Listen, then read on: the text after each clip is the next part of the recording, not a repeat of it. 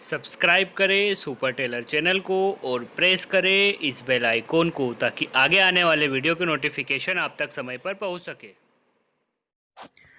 Hello दोस्तों, super Taylor channel में आपका एक बार फिर से स्वागत है। आज के इस वीडियो में हम सीखने वाले हैं डबल प्लेट लूजिंग पेन की कटिंग किस तरह से की जाती है। तो दोस्तों आप मेज़रमेंट को देखकर नोट कर लीजिए, आगे हमें इसकी ज़रूरत पड़ने वाली है।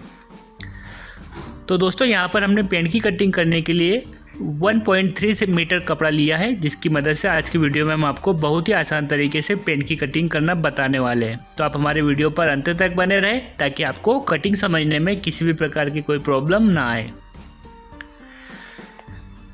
दोस्तों एक बात और याद रखने वाली है कि जब भी कमर की मेजरमेंट 36 इंच से ज़्यादा हो तो आप फ्रंट की मार्किंग ऊपर से स्टार्ट करें।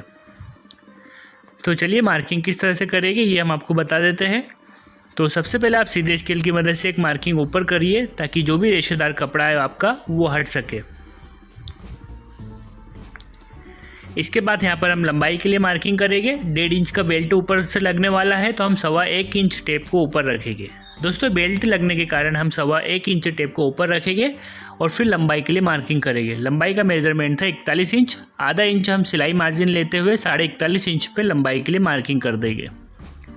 इसके बाद आपको 2.5 इंच बॉटम मार्जिन के लिए लेना है और 44 इंच पे मार्किंग कर देना है। इसके बाद दोस्तों हम लटक, जिसे हम आसन भी कहते हैं, उसकी मार्किंग करेंगे। तो वो नॉर्मली हम 11.5 इंच पे करेंगे। तो दोस्तों हिप का जो मेजरमेंट था वो था 41.5 इंच। 4 से डिवाइड करने पे तकरीबन आपका आएगा 10.5 इंच और आप 1 इंच बढ़ाकर 11.5 इंच पर लटक के लिए मार्किंग कर दें। इस तरह से ही आपको लटक की मार्किंग करना है। दोस्तों जो लटक का मेजरमेंट है आप एक फॉर्मूले के थ्रू सभी पेन की कटिंग नहीं कर सकते। ये मेजरमेंट के अकॉर्डिंग और कस्टमर की रिक्वायरमेंट के अकॉर्डिंग इसे कम ज़्यादा करना होता है। तो यहाँ पर हमने इस पेन की कटिंग के लिए 11.5 इंच आसन की लेंथ लिए। अब दोस्तों आपको इन मार्किंगों को सीधे स्केल की मदद से आगे बढ़ा देना है। तो आप एज इट इज़ कुछ दूरी पर एक मार्किंग और कर दें इस तरह से, और अब इसे सीधे स्केल की मदद से मिलाते हुए इन मार्किंगों को आप सीधा करें।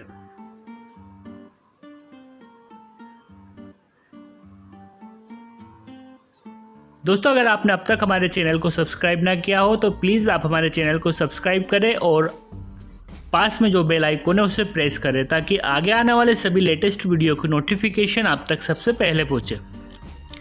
तो आप देख सकते हैं दोस्तों यहाँ पर हमने इस तरह से मार्किंग कर ली है। अब हमें घुटने की मार्किंग करना है। तो चलिए हम घुटने की मार्किंग किस तरह से करेंगे ये आपको बता देते हैं। तो जो हमने लटक की मार्किंग की है उस मार्किंग से लेकर नीचे लेंथ वाली मार्किंग को हम मिला लेंगे। तो इनके बीच की डिस्टेंस 30 इंच है। हाफ कर ले 15 इंच आएगा और 5 इंच कम करने पर आप 10 इंच पर घुटने के लिए इस तरह से मार्किंग कर दें। दोस्तों यही फॉर्मूला है। आप डिस्टेंस को मेज़र करें कितनी आ रही है, हाफ कर ले और 5 इंच कम कर आप घुटने के लिए मार्किंग कर दें। चलिए दोस्तों इसके बाद आप बॉटम की मार्किंग किस तरह से करेंगे। तो आप करीब यहाँ से 1 इंच कपड़ा छोड़ दें। ये देखिए कोर को हटाकर आप 1 इंच कपड़ा छोड़ दें और बॉटम का जो मेजरमेंट था 18 इंच था, हाफ करने पर आएगा 9 इंच। तो आप 9 इंच पर इस तरह से मार्किंग कर दें।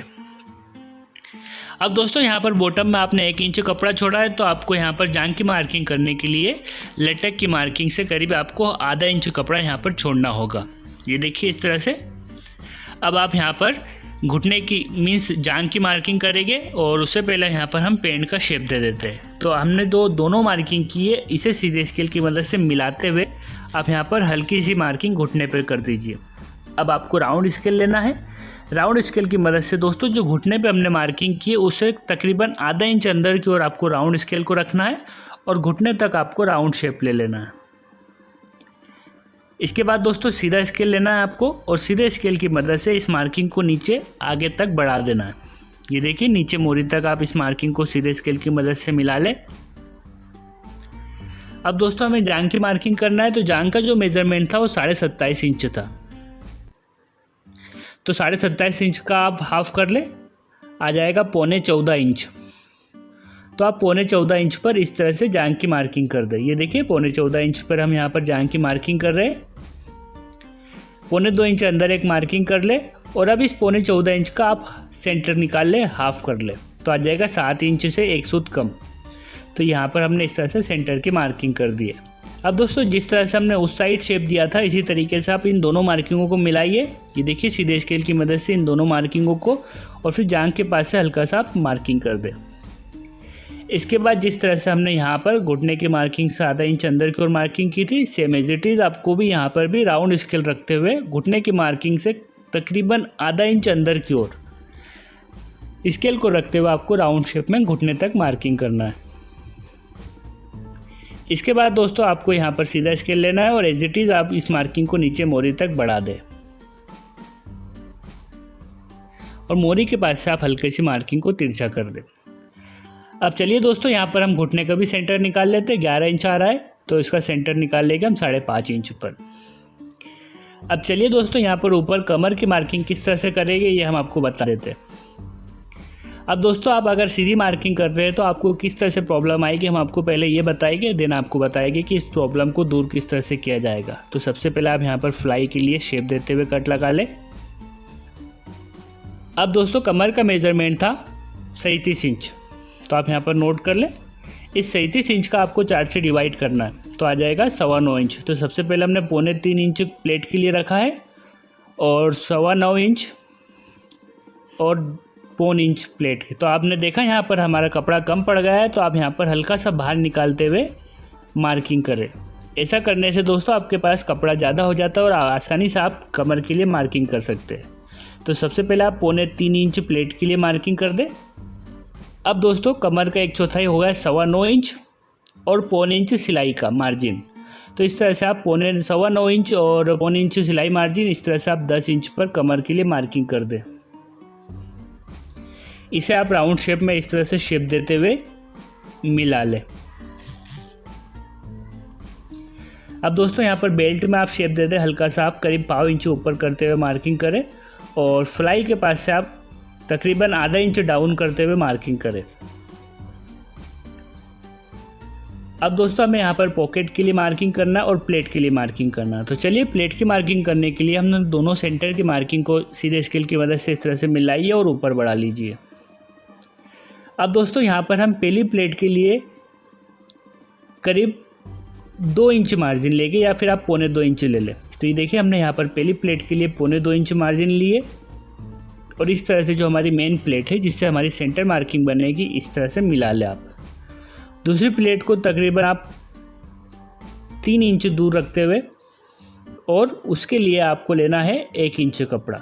तो पहली प्लेट के लिए हमने लिया था 1.25 इंच कपड़ा और दूसरी प्लेट के लिए हमने लिया है 1 इंच कपड़ा। तो इस तरह से जो हमने प्लेट के लिए 3.25 इंच कपड़ा लिया है वो एडजस्ट हो गया है।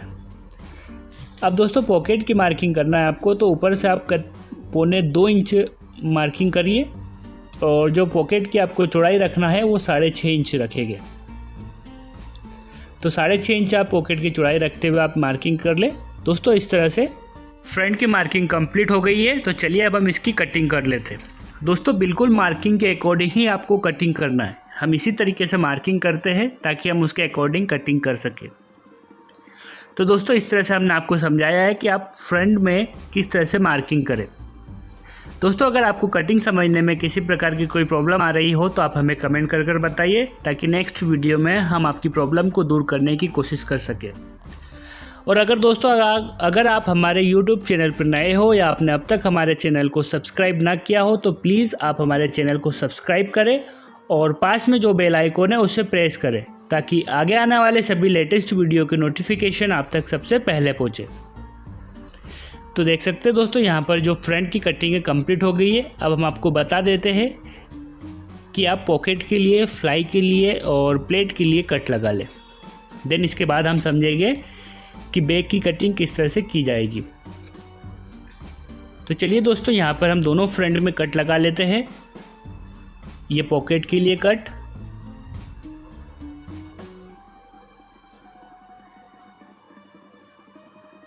ये पहली प्लेट के लिए कट और ये दूसरी प्लेट के लिए कट। अब यहाँ इतना तक आपको फोल्ड करना है और फ्लाई के लिए आप कट लगा लें। चलिए दोस्तों इसके बाद हम समझेंगे बैक की कटिंग किस तरह से की जाएगी।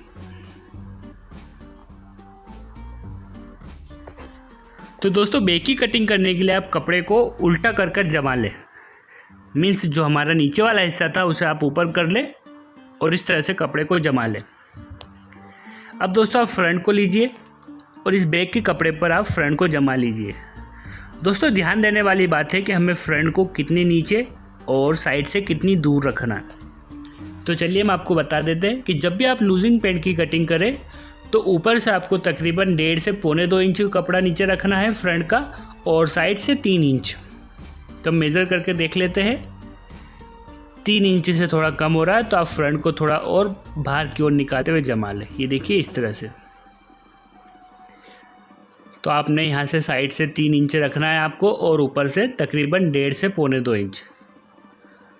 तो ये देखिए यहाँ से करीब हमने 1.5 इंच नीचे डाउन करते हुए फ्रंट को जमा लिया। तो दोस्तों इस तरह से आप पहले फ्रंट को जमा लें। इसके बाद बैक की मार्किंग किस तरह से की जाएगी चलिए हम आपको समझा देते हैं।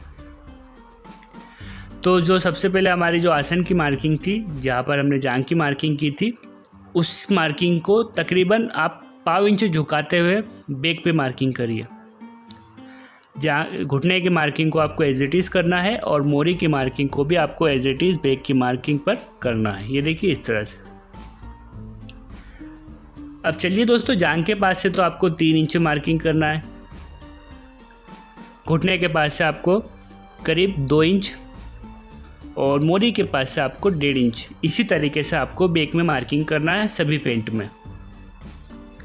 अब राउंड शेप की मदद से आप घुटने तक राउंड शेप में मार्किंग कर ले। इसके बाद आप सीधे स्केल की मदद से इस मार्किंग को नीचे मोरी तक बढ़ा ले। दोस्तों याद रहे, पेंट की कटिंग करने में स्केल का बहुत ही ज़्यादा महत्व है। तो आप याद रखिए कि हमें कहाँ पर किस स्केल से मार्किंग करना है, ये बहुत ज़्यादा इम्पोर्टेंट है। अब आप सीधे स्केल की मदद से यहाँ पर नीचे मोरी तक मार्किंग कर ले। अब चलिए दोस्तों, ऊपर की बैक में कमर की मार्किंग और हिप की मार्किंग किस तरह से करते हैं ये समझा देते हैं आप। तो जब भी आप लूजिंग पैंट की कटिंग करें तो तकरीबन आप ½ इंच अंदर की ओर इस तरह से एक मार्किंग कर ले, और जांघ की मार्किंग से आप इस तरह से शेप दे दें।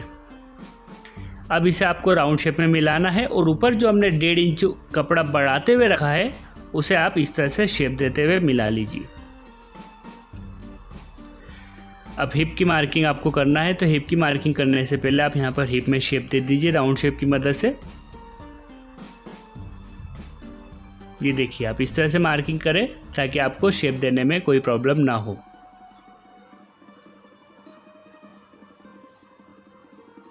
अब दोस्तों बैक में कमर की मार्किंग किस तरह से करेंगे चलिए हम समझ लेते हैं। तो कमर का 1/4 हमने पहले ही देखा है, 9.25 इंच आ रहा है। 1 इंच बैक में सल जाएगा उसका, तो हो जाएगा 10.25 इंच, और ½ इंच सिलाई के लिए मीन्स 11.25 इंच आपको बैक में कमर के लिए मार्किंग करना है। इसके बाद हम हिप की मार्किंग करेंगे, तो हिप का मेजरमेंट था 41.5 इंच। 4 से डिवाइड कर ले तो हो जाएगा 10.25 इंच और 1 सूत। 1 इंच आप एक्स्ट्रा बढ़ा ले तो आपका हो जाएगा 11.25 इंच और 1 सूत। हिप का 4 से डिवाइड करने पर जो भी मेजरमेंट आए उससे आप 1 इंच बढ़ा ले और फिर हिप के लिए आप मार्किंग कर दें। अब दोस्तों आप इन दोनों मार्किंगों को सीधे स्केल की मदद से मिला ले, और यहाँ पर सबसे ज़रूरी बात दोस्तों ये शेप देना है। अगर आपका ये शेप बिल्कुल सही तरीके से है तो आपकी पेंट की कटिंग और फिटिंग बिल्कुल परफेक्ट होगी। अब दोस्तों हल्का सा मार्जिन लेते हुए हम कटिंग करते हैं, तो इस तरह से हमने मार्जिन लेते हुए मार्किंग कर लिए, और ऊपर से आप तकरीबन थोड़ा बढ़ाते हुए कटिंग करें, ताकि इन फ्यूचर कस्टमर की कमर बढ़ जाती है तो हम उसे बढ़ाकर भी कर सकते हैं। तो चलिए दोस्तों, इस तरह से जो हमारी बैक की मार्किंग है कंप्लीट हो गई है। अब हम इसकी कटिंग कर लेते हैं। तो दोस्तों हमने कोशिश की है कि आपके लिए बहुत ही आसान तरीके से पेन की कटिंग करने का वीडियो बनाएं।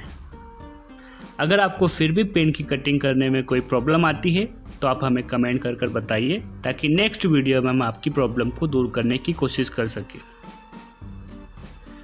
दोस्तों अगर आपने अब तक हमारे YouTube चैनल को सब्सक्राइब ना किया हो तो प्लीज़ आप हमारे चैनल को सब्सक्राइब करें और पास में जो बेल आइकन है उसे प्रेस करें, ताकि आगे आने वाले सभी लेटेस्ट वीडियो की नोटिफिकेशन आप तक समय पर पहुंच सके। तो देखिए दोस्तों, इस तरह से हमने बिल्कुल मार्किंग के अकॉर्डिंग बैक की कटिंग की है।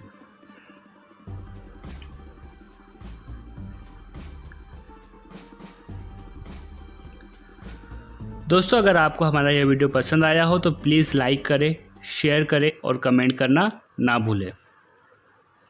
तो इस तरह से जो हमारी पेंट की कटिंग है वो कंप्लीट हो गई है। अब जो बैक में हम सल देते हैं वो हमें तकरीबन 4.5 इंच दूर एक कट लगा देना है, जिसकी मदद से हम सिलाई करते वक्त बैक में सल देंगे। तो यहाँ पर 4.5 इंच दूर आप एक कट लगा लीजिए। इस तरह से हमारी कटिंग कंप्लीट हो गई है। Thanks for watching.